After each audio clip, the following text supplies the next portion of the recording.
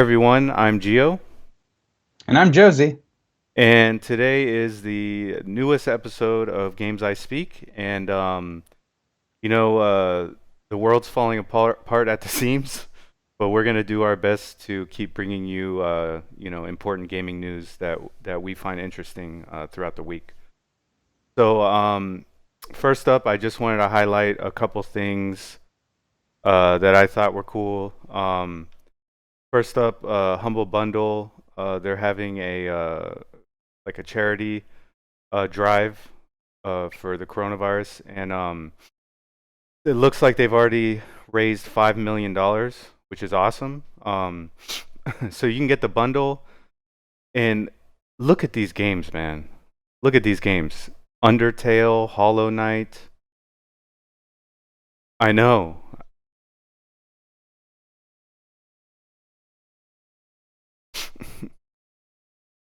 Nice, nice. Darksiders 2 Definitive Edition or Death in It. Yeah, I saw that. I didn't get it though, but I did saw that. What else we got? Brothers. I have a friend of ours loves that game. um, Party Hard. Believe I looked at gameplay of that, but I mean, it looks interesting. Um,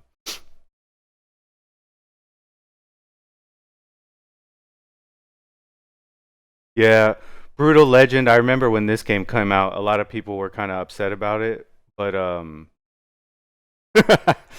yeah. I don't know the whole backstory of it, but I know it was disappointing.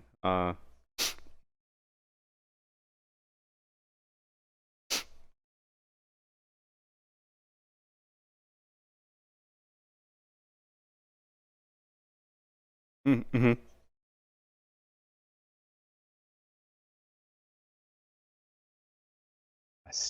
Okay. I'm not going to say it was poorly done. I mean, because the world, the art style, the music, everything was so incredible, but it was in this RTS skin that just, it didn't, in my opinion, didn't work well. Okay. Okay. Um, and then the other thing that I was going to point out was Microsoft. They have their own initiative too, where I was reading through this. They're giving people the ability to donate their rewards points. So 1,000 rewards points is equal to $1 donated. So that's just an easy way for gamers to donate that might not have enough money. You know what I mean? In bank accounts, because I know this is a hard time. A lot of people lost their job. So this is an easy way if you have an Xbox, you just want to donate your um, rewards points. So yeah, I mean that's that's what companies should be doing right now. Next up, we heard some very unfortunate news about Last of Us 2 this week. So I kind of wanted to discuss that with you. Because you and me, we went back and forth already about the allegations of crunch that were going on within the studio. And so here we see The Last of Us 2 was originally set to launch this past February, but was delayed to its May 29th release date. As indicated by PlayStation, the decision is due to logistics, with the economic impact of coronavirus convincing the company to push back the game's release date. Now, this says this article says indefinitely, which basically just means that we don't know Until further notice, until pretty further much. notice, to be determined. So, what do you think? Do you think that's an indication that the game was nowhere near where it needed to be at this point? No, I don't think so. I think it's more of an indication of the uncertainty of the times and not wanting to release it, just like Hollywood's not releasing Hmm. movies during this time frame because money. Yeah. Money and the worldwide logistical release of because I mean not every place has fantastic internet. Yes.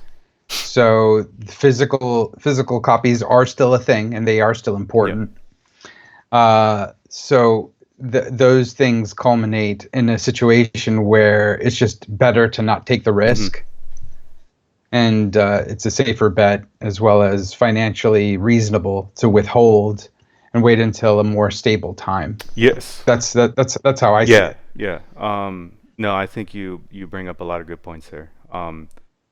It is a financially unstable time, and releasing anything now is extremely risky. But I think most things that are releasing right now are things that have like already solid release dates, yes. so Yeah. they can't what's it called reassess Yeah. or change how they want to release their game.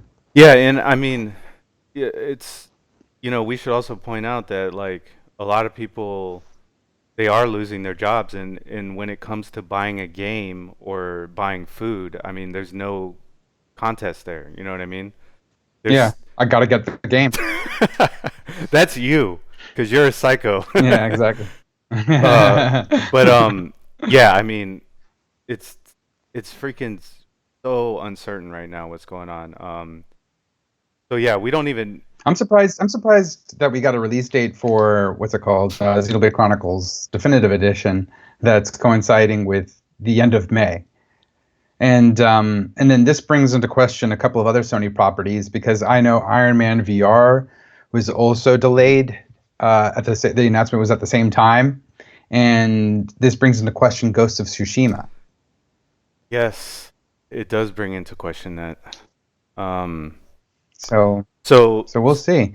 But it's interesting. It's interesting because I mean, a game about living in a post-pandemic world isn't releasing during a pandemic. It's kind I of know, ironic.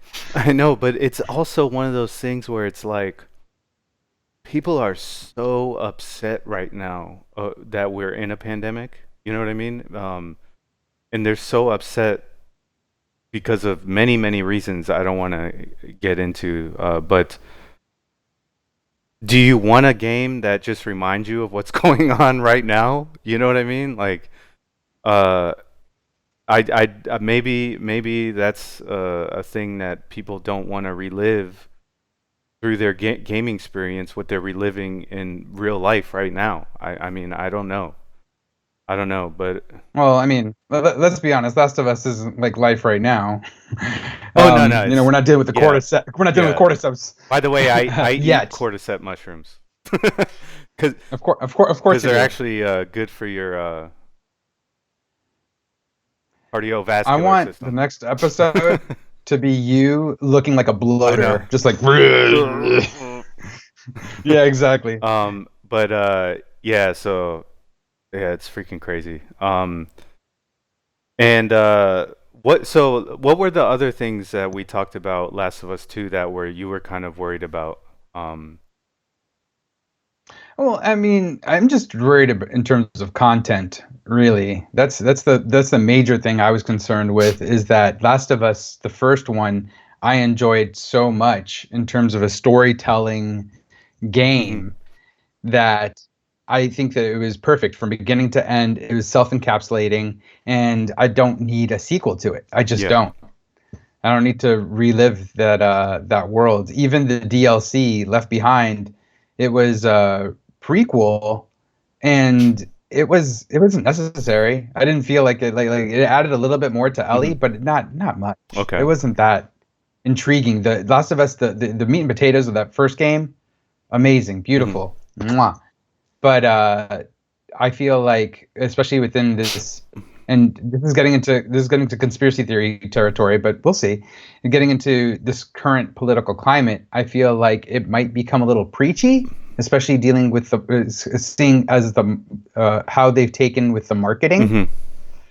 Um, so I don't know. I don't know. Well, we'll see. We'll see. I could be surprised, and I'd rather be surprised. I mean, I pre-ordered the Ellie edition, so like I believe in the Mhm. studio, and I want there to be a great game. But at the same time, uh, like Uncharted.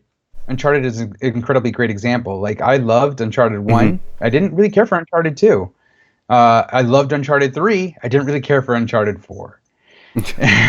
so so it's not like the studio is above Yeah. reproach. And I've purchased like all those games mostly because of the strength of the first game. Okay.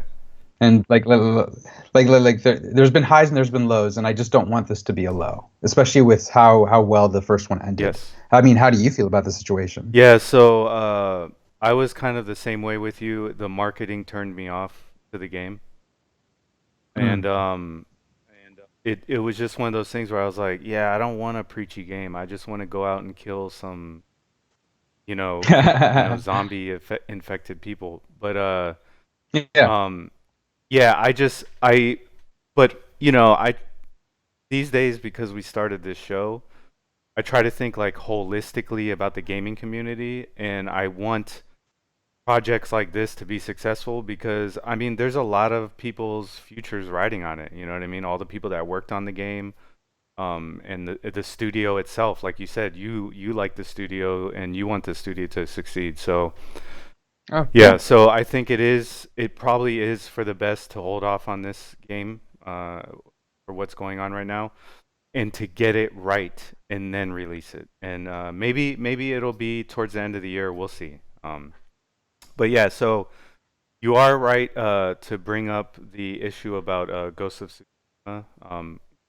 Let's look at that real quick. So something that remains unclear is if Ghost of Tsushima will also be delayed. At the time of this writing, it is scheduled to launch on June 26th. Um, so I yeah. Hmm.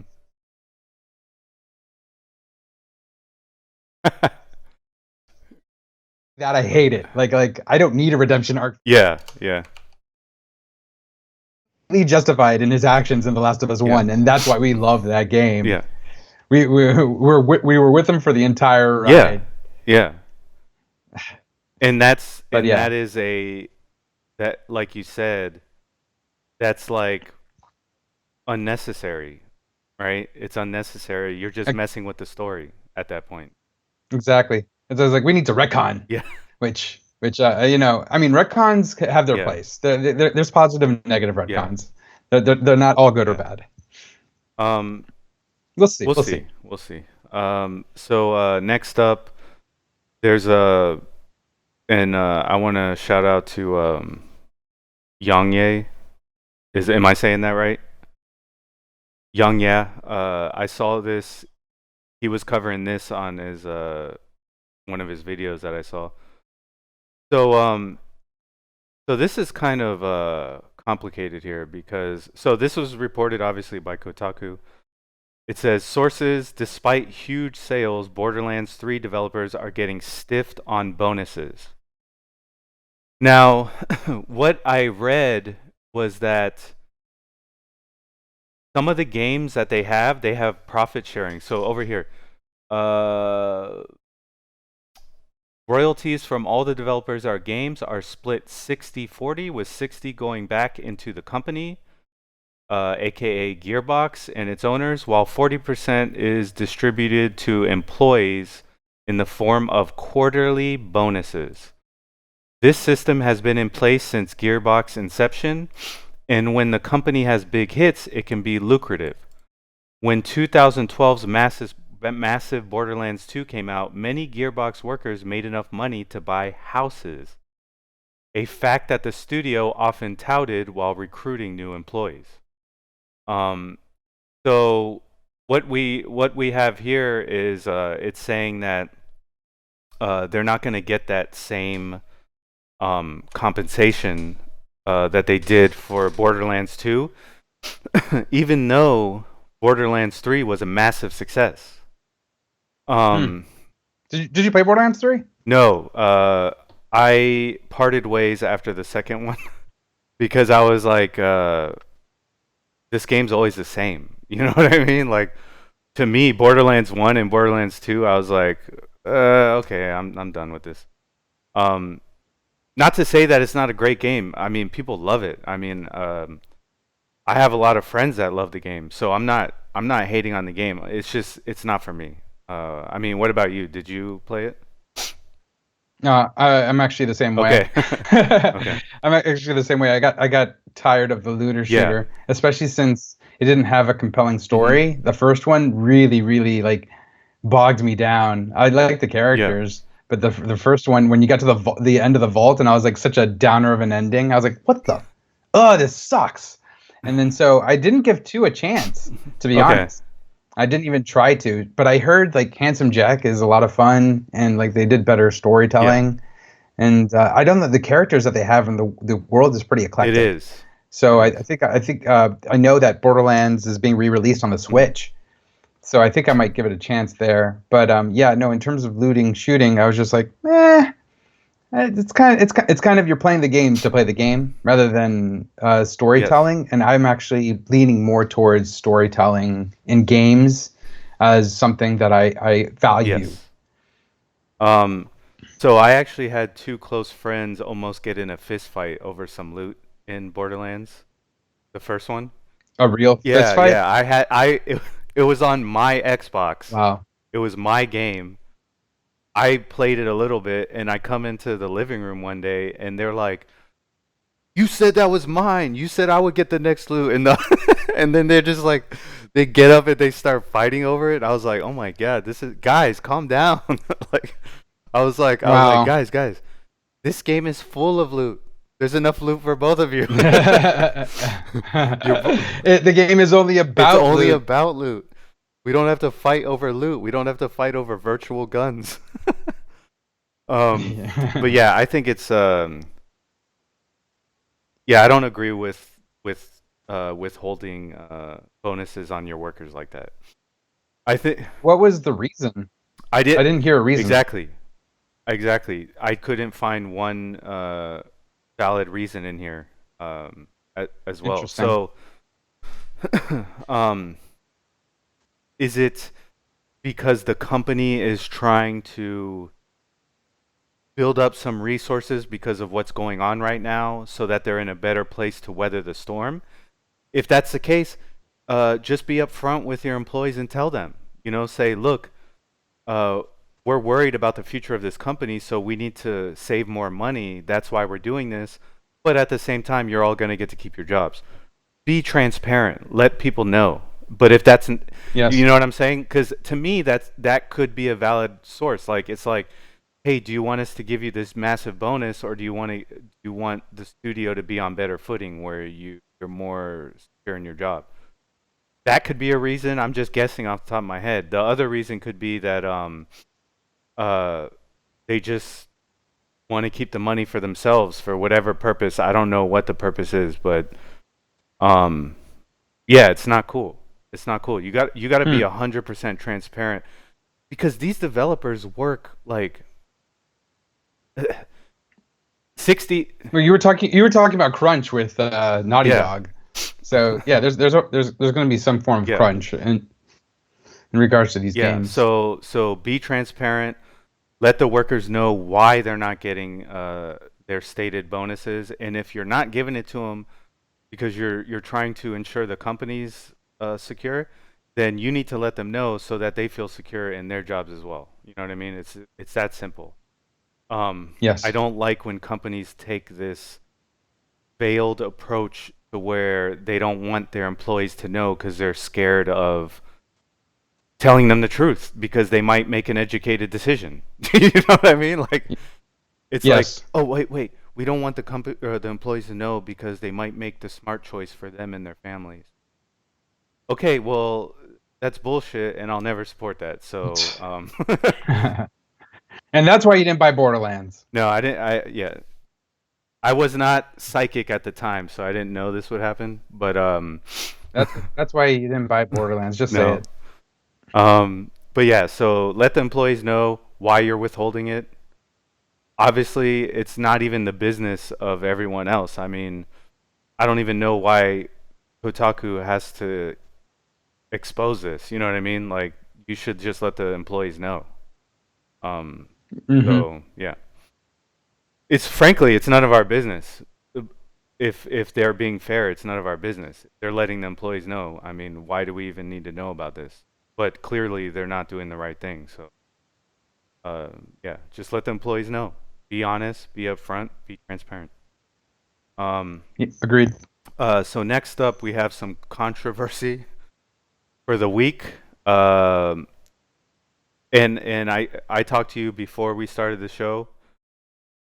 So Resident Evil 3 is not getting the reception by fans that Resident Evil 2 remake got.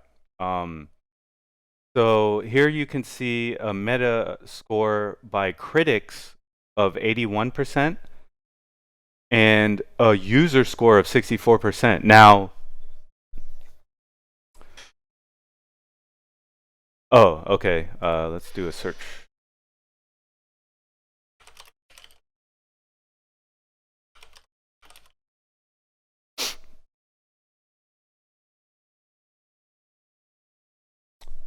Booyah! 91 by critics and 8.8 by users. So, yeah, that's a major disparity there. And when I see disparities like this, I usually blame sponsored reviews because a lot of companies just want an in with gaming companies, so they just do sponsored reviews of game. They're not real reviews. They're just kissing the ass of the gaming company. But in this case, you can clearly see the users are not satisfied. In school, a 60 is a D, right? If you go to school and you come home and you're like, yeah, I got a 64, your parents are going to get mad at you because that's a D. That means you're not trying. No, they won't. They're like, you didn't fail. But yeah, to me, that's a failure. So I played the game. I'm already like 3 or 4 hours in. And from what I understand, that means I'm almost done, which is part of the problem of this game. People are saying it's way too short. I don't know. I haven't beaten it yet. But I can tell you, within the story arc, I'm way further than I was double that time in the original. You know what I mean? Well, they did cut content. They did cut locations. That's an understatement. They cut a lot of locations and a lot of content, and they mixed the story around. So you're in locations when you weren't even there in the original.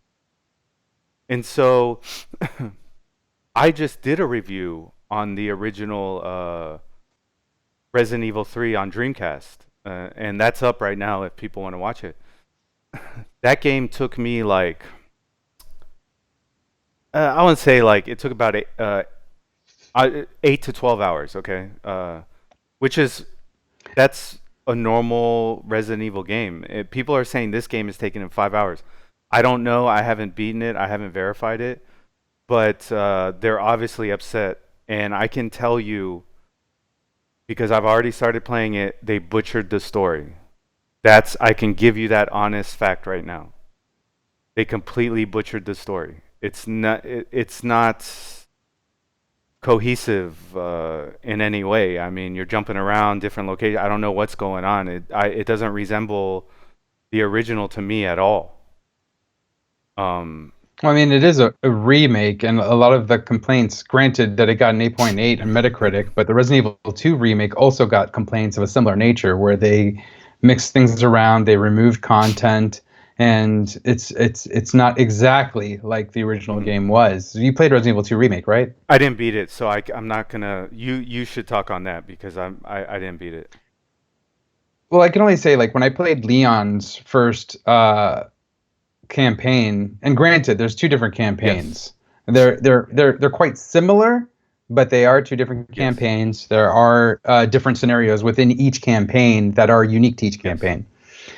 But that being said, the first playthrough that I did with Leon, it was about 5 hours. Okay. So I don't know. Like in Resident Evil 1, granted, my first playthrough of that game was about 6 or 7 hours. But then I was speedrunning it to like less than 2 hours. And then Resident Evil 0, I played like for about 6 6 or 7 hours, to be honest. Yes. So to hear that the campaign's running between 5 and 6 hours actually sounds pretty standard to me. Okay, but But keep in mind, go keep ahead. in mind, you are a very good gamer, and you're Don't say that. you. I wouldn't even say that. Okay, Don't say okay, that. you're a you're you're a legit gamer. All right, you can agree with that. You're a legit gamer. Your I, dude, you beat Sekiro 4 times before I beat it the first time. Okay, this needs to be said. well, that's just time. But I do want to say that I did platinum Neo too, just 2 days Exact. ago. So I'm Okay, you pretty just proud of proved that my actually. point. You just proved my point. So what I'm saying is your 5 hours is most likely in 8 hours for an uninitiated Resident Evil player, someone who doesn't. You know what I'm saying? Because dude, you could speed run it. The Resident Evil. What was it? Type 0. Is that the one you sped run in?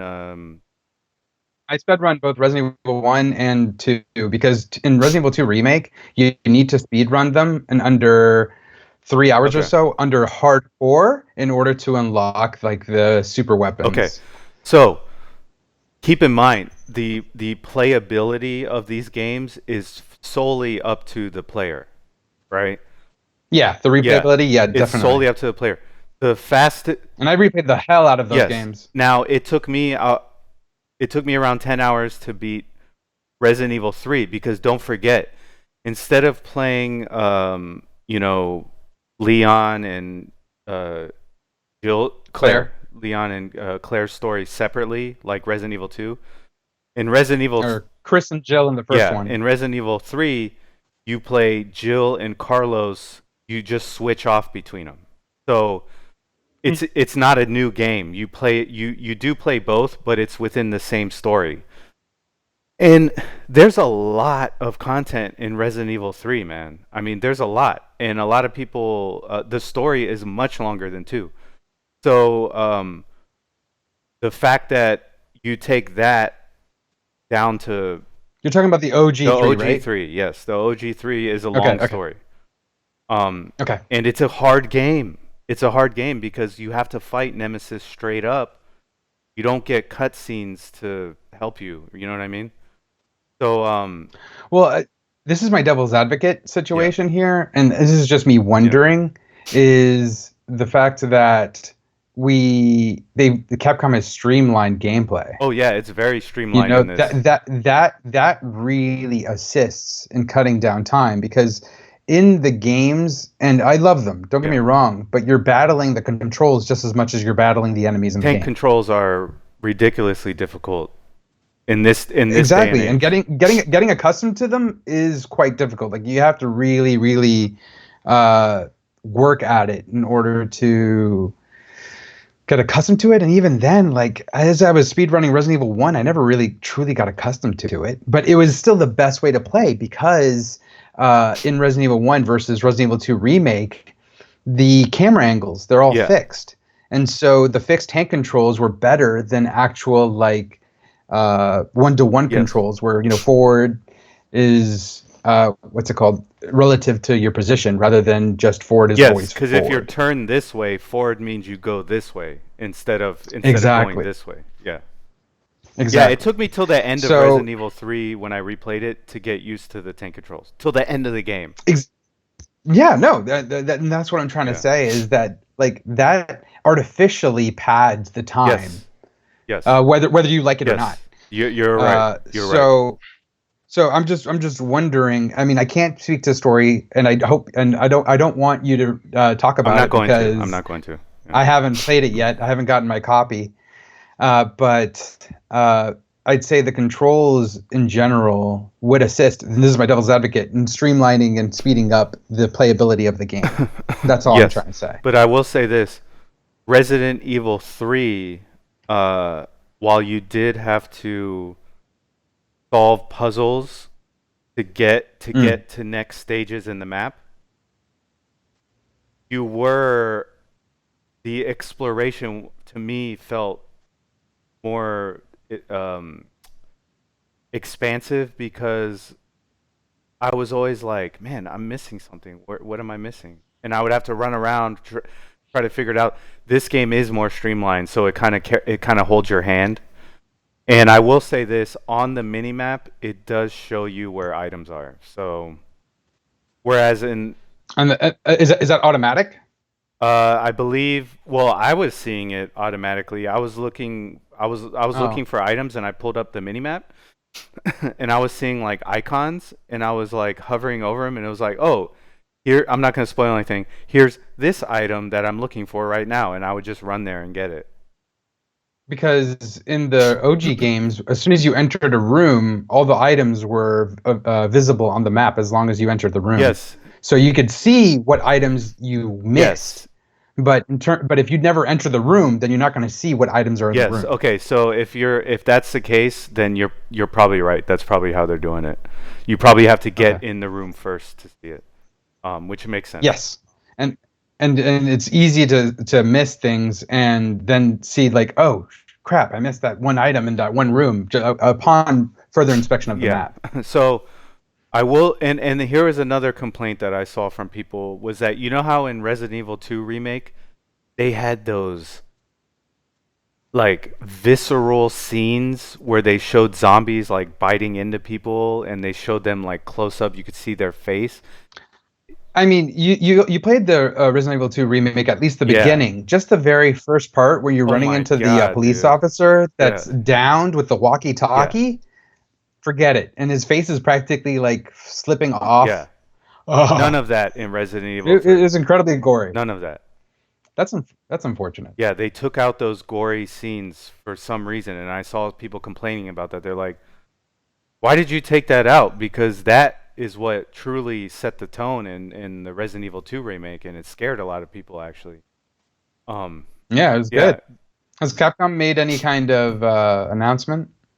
I didn't see anything. All I mean, it just it came just out, came so I out. mean, you have to give it a little bit of Yeah, time. but I will let me get to the positive part because I have to, you know, be honest about this. Graphics amazing, gameplay mechanics amazing. Obviously, because they take it from Resident Evil 2, they've already solved it.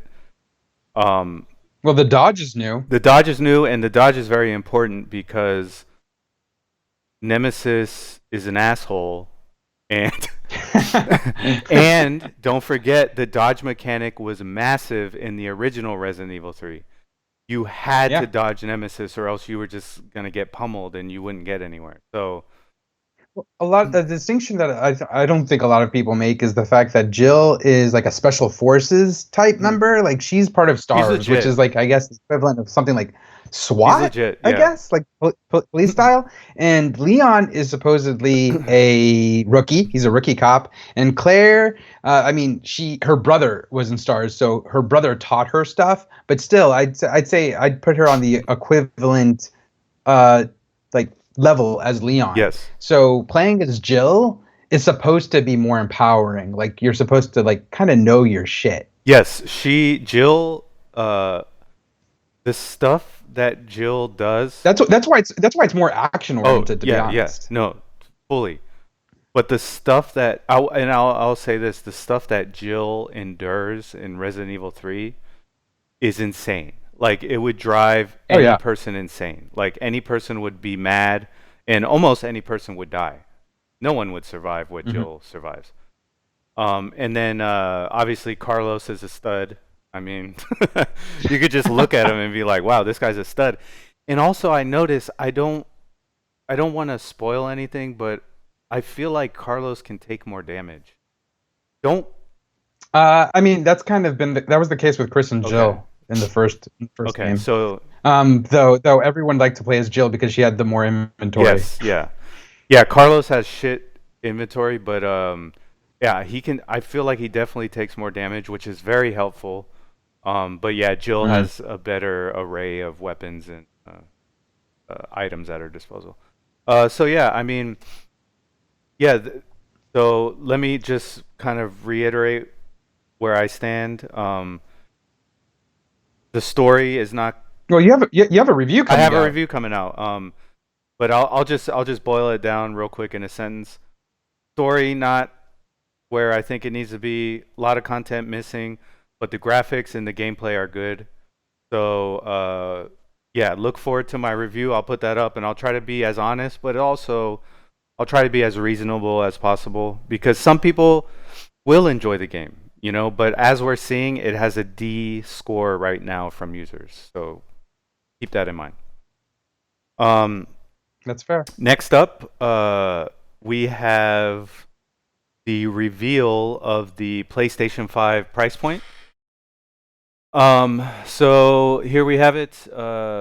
As you know, most analysts and Infor predictions have been placing a $500 USD price tag on the console.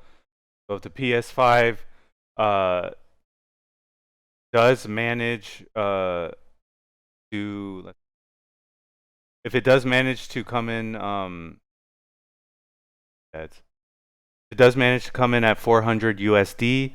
Sony will be coming in under expectations, which is always a great way to generate hype and consumer interest.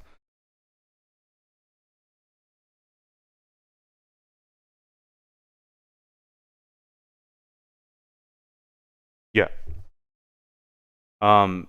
So, but as we covered in the last or one of our previous shows, was that um Sony has taken a loss for their last two consoles. So this falls in line with history and what they've always done. And if you look at what they've always done, they've always come out with a beast first system, right?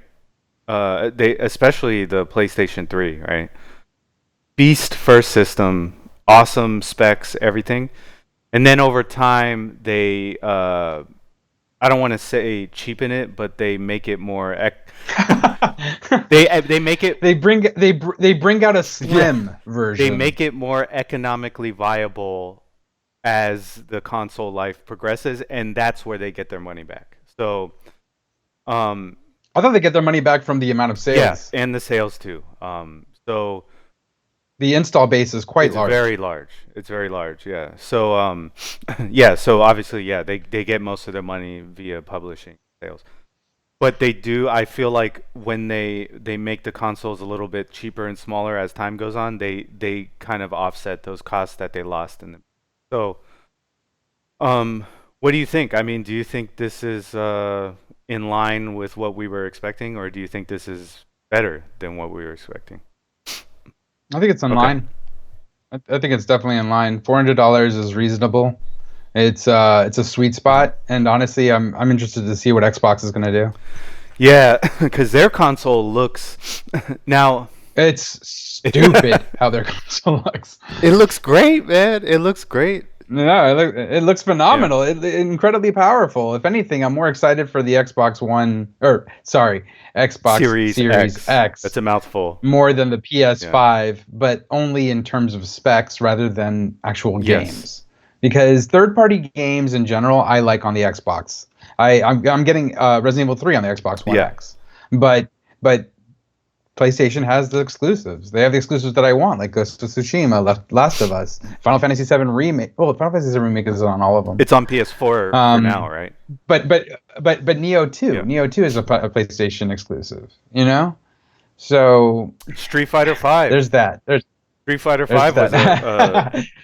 it was a PS4 exclusive, but it's on PC now. But yeah, yeah. I mean, and at the end of the day, that's what it comes down to, and that's why the Switch is doing so well. Titles, titles are everything at the end of the day. So, Yeah, um, I mean, you can have great graphics, but if you don't have great gameplay to back that up, then you don't have that much of a no. game. So, yeah. I mean, I'm looking forward to it. I'll probably be one of the. I'll probably reserve my copy if I can. You know how things are these days, very scarce. But Yeah. yeah, I'm looking forward to it. And next up, we're kind of pushing our normal time here, but it's okay. Can you please walk us through Nier Replicant? Because I know this is something you wanted to talk about last week, but we were kind of short on time. Um,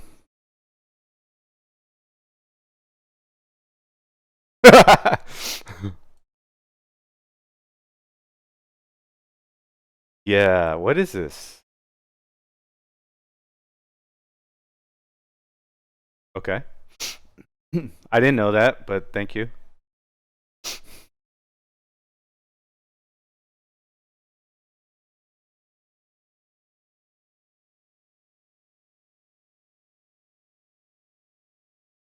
Oh, okay. Okay. Complete reimagining of the game. If anything, it's the same thing with a different coat of paint, most likely, and maybe some Okay. additions. It's not like Platinum Games is coming out of nowhere and recoding Yes, everything. yeah. So if the original gameplay turns you off, it's probably going to be the same. Okay. Okay. And unfortunately, the original Nier is marred with a bit of jank. Okay. But I love that game. It's literally one of my favorite games, and it's mostly due to the storytelling, the compelling storytelling and characters, and the gameplay. I thought was average, but the way that it was presented, or how it was like a mishmash of different gameplay styles, was above Okay. average. To explain that a little bit further, it's an action RPG, but there are moments where it is a like a visual novel, and then there's moments where it's a like a bullet hell Okay. shooter, and then there's moments where it is an isometric 3D action platformer Okay.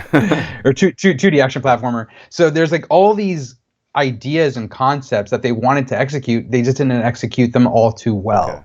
But I'd say that it's still worth playing if you're interested in, like I said, a compelling story and phenomenal characters. They're incredibly unique and some of the most original that I have seen ever and since. That's why it's one of my like favorite games of all time. Okay. Cool. Fair enough. Fair enough. And it's not the best looking game, but in terms of the actual game itself, it's called Nier Replicant. The one game that we got here was called Nier, just Yeah, Nier, I remember it being and called just Nier, and I remember you telling me about Nier originally, because I never heard of exactly. it, and you were like, "Oh, there's this game Nier, you got it," you know what I mean? And you were so hype about that game back in the Yes. day. So Japan got two different versions of the game. There's one called Nier Replicant, which came out on the PS3, and one called Nier Gestalt, which came out on the Xbox Okay. 360. Nier Gestalt is the version that we got in the West. Okay. Okay. And that's a version that was just renamed Nier. So the version that's called Nier Replicant is the version that we never received. So this is the first time that we're getting it over here in the Okay. West. Now, And the I okay, was go just ahead. gonna say, because the word just gestalt or gestalt, isn't that me? Doesn't Gestalt. that mean like a boil down? So, The whole is the greater than the sum of its okay. parts. Okay. So does that mean that the game had less content, or what does it mean as far as? Both of them actually had the same content. Okay. So a little bit of backstory behind this is that Near Gestalt was created because developers or Square Enix in the West were like, we don't think Near Replicant will sell well because it's kind of like this anime boy that we've all been accustomed to seeing. Can we maybe age the protagonist up a little Hmm. bit? Like maybe make him just a little buffer, a little bit more for the West. Like make him look like Arnold Schwarzenegger from the movie Commando, Yeah. if you Yeah. recall, with his little daughter. What's her name? I forgot her name. Oh my gosh. Whatever. Anyways, uh, so in the West, we got Nier, who was like a 39-year-old man, ugly as sin, white hair, big and buff. He looked like, and no offense, Ron Perlman. Oh, okay. Okay. He looked like Ron Perlman, and it was more about the story of a father and a Okay. daughter. That's the only Okay. change. Okay. Near Replicant was a brother. It was a young, like anime-ish looking boy with short shorts, not short shorts, but shorts, and it was a brother and sister story. Oh, okay. So some of the context had changed, but canonically, the director prefers Near Replicant. I prefer Near Uh, Gestalt. I okay. like the Okay. fact that it's like it was something new and fresh at the time. It was before Last of Us had come out or any other kind of game where it was like about a father figure and their child. So Okay. like even before God of War. This was Yeah. 2010. Oh, yeah, yeah. This is a while ago. Okay. Yeah, exactly. So they did it first. Okay. Okay. But either way, a lot of context was changed. But Near Replicant is supposed to be canonically the exact game that follows. And what I'm trying to see happen is that because it's a level up, aside from some graphical improvements, maybe they might change some things in terms of the story, might do some additions. Okay. The one being is that Nier is a spiritual sequel to Drakengard. This is a little bit more backstory. And Drakengard Yes. had 5 different endings: A, B, Yes. C, D, and E. I have E Drakengard. ending was a joke ending. Yeah. The E ending was a joke ending, but it laid the events that were the foundation for Nier. Okay. And then Nier had 4 different endings: A, B, C, and D. And then Nier Automata came out, and Nier Automata follows the D ending of the original Nier. Okay. So that being said, there is a book called Grimoire Nier, and Grimoire Nier has a secret E ending because Drakengard had 5 endings. Nier Automata had 26 endings because it's the alphabet, Mm. but it had 5 like canonical endings, which E was the very, very last ending. Okay. So Nier, the original Nier, only has 4 endings. So hopefully, I'm thinking they might add And the ending E that was originally only in this book. okay. So Okay. that's one thing. Okay. Cool. Aside from that, I'm surprised. I'd be interested to see what kind of changes they might make. Okay. I'd like to see what's going to happen. Okay. But aside from that, I'm excited. I'm happy for it, and I hope people play it. But just another note, because I didn't see that you put it on there.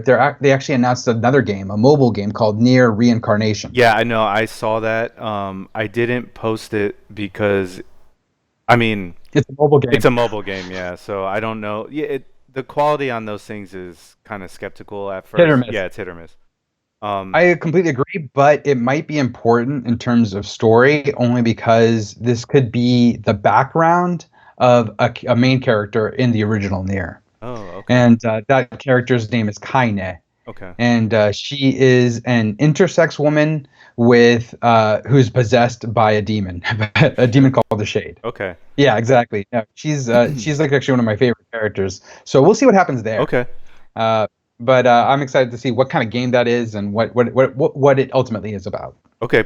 Awesome. Awesome. So yeah, if you're out there and you're interested in Nier, then yeah, and you want to make sure the story is complete, definitely check out the mobile one as well. Um, Yeah, yeah. so finally, we will be quickly going over what's coming up, and as you know, this coming week is a huge week. Because we have Final Fantasy VII Remake coming out April 10th. Well, actually, I was looking at videos of Report 4. It looked cool, but looking at these scores down here, uh, I'm not so sure. And also this game was already out, right? It's just coming out for was it already out in Japan? I forget. Yeah. Yeah. Yeah, so do you uh And I don't know if you've heard about this, but Final Fantasy VII Remake has been not only leaked, but also legitimately being sold early because of the COVID-19 so situation. people have Like already played it yeah, some people are already playing it or have played it. and they're not And putting up any reviews. this is worldwide. This is worldwide. Yeah, exactly. I mean, Square Enix has gone on record to be like, "Hey, please don't ruin it for people. Don't spoil it for people." But still, the fact that it is out and we're not seeing any reviews or any kind of feedback, I'm Worried. concerned. You're worried. Yeah. Okay, so here's the thing. And this is like a everyone knows this by now. Most people know this by now, but a lot of companies that are in the media of doing reviews, uh, when they're given a copy early, um, they have to. A lot of times they have to sign like an agreement or whatnot. Yeah, it's an Yeah, it's an embargo. embargo. But if what you're saying that normal gamers have a copy Yep. of this, and we're Hmm. still not seeing their reviews on this site, that might mean that this, like Metacritic and some other sites, are waiting. They have a hold until the release date. Then they're gonna release the scores because maybe Square Enix. I don't know. I don't know if they made an agreement with them, but maybe they don't want to hurt their sales. I don't know. That's all I can think about. But I mean, sales are already going to get hurt. yeah. So But then again, actually, if you look online, I don't think you can see. I don't think you're able to pre-order it even out of Amazon, even the standard edition. I think they've sold out okay. Okay. currently of whatever stock they might have. Okay. But I know on the Square Enix website, I double checked it not too long ago, and you can't even pre-order any version of the game on their website. Yeah, I saw it a couple weeks ago, and they did have versions of the first class edition. Is that what it was called? Yes, They still had some available a couple weeks ago. Obviously, those are gone now. But I'm I think it's because people are canceling their copies. yes, they were. I think what I'm gonna do for this game because of what's going on right now is because I had ordered the first class and then I canceled it because I got the analog NT Mini. Uh, Mm-hmm. so what I'm gonna do is I'm just gonna order digital on my PS4 for this version, and then like you and me discussed, I'm gonna wait on the back end and probably if the games are good, I'm gonna wait on the back end and get like the all-in-one bundle because you know they're gonna do that. Yes. Um, Uh-huh. collector's edition of that, but Wait. They can't do that. That's not possible. This game needed to be split up. yeah, Hashtag yeah. sarcasm. But yeah, that's it for the week. I just wish the best for everyone. Stay safe, stay healthy, and do you have anything to say, Josie? No, same. Take care, y'all. Take care, and we'll see you all next week. Hey everyone, thanks for watching this episode of Games I Speak. Let us know what you think about Final Fantasy VII in the comments below. Are they hiding reviews because users are finding problems with the game? Let us know, and we'll see you all next time.